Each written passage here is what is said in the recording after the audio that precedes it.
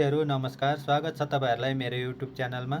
हामी कतिपय मानिसहरू कुवेतमा काम गरिरहेका हुन्छौँ र कतिपय मानिसहरू भर्खर जाने सोचमा हुनुहुन्छ। र हामीले त्यहाँ गएर कमाएको पैसा चाहिँ नेपाल पठाउनको लागि हामीले कमाएको पैसा कति होला नेपालमा भनेर सोच्दै हुनुहुन्छ। कमाएको पैसा चाहिँ नेपालमा कति रुपैयाँ हुन्छ भनेर एकचोटि चेक गर्नको लागि सबैभन्दा पहिला तपाईहरुले आफ्नो मोबाइलको गुगल क्रोम ओपन गर्नु होला। गुगल क्रोम ओपन गरिसकेपछि तपाईहरुलाई यस्तो इन्टरफेस देखाउने छ। यहाँ सर्च बारमा गएर तपाईहरुले कुवेत करेन्सी इन नेपाली भनेर सर्च गर्नु होला। यति सर्च गरिसकेपछि तपाईहरुलाई यस्तो इन्टरफेस देखाउने छ।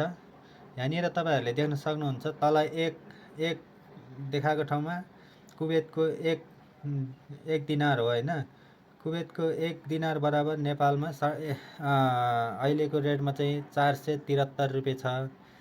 हेर्न सक्नुहुन्छ तपाईहरुले कुवेतको एक दिनार बराबर 473 रुपैयाँ अहिलेको रेटमा चलिरहेको छ। र यो सधैँ एकै नास हुँदैन हैन, कहिले तल कहिले माथि भइरहन्छ। र अनि तपाईहरुले कुवेतको कतिको हेर्न चाहन्छ, 20 रुपैयाँको हेर्न चाहन्छ। कुवेतको 20 दिनारको नेपाली रुपैयाँ 9462 हुँदो रहेछ हैन। यसरी नै तपाईहरुले हेर्न सक्नुहुन्छ। तपाईहरुले अब आफूले महिनामा कमाएको कति रुपैयाँ हो त्यसको हेर्न सक्नुहुन्छ। तपाईहरुले 100 दिनार कमाउनुहुन्छ भने कुवेतको 100 दिनार कमाउनुहुन्छ भने नेपालको 47314 रुपैयाँ 65 पैसा हुँदो रहेछ हैन। यसरी नै हेर्न सक्नुहुन्छ तपाईहरुले।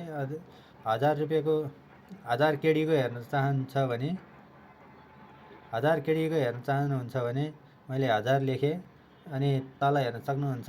यहाँ 4,73,146 रुपैयाँ 46 पैसा हुँदो रहेछ नेपाली।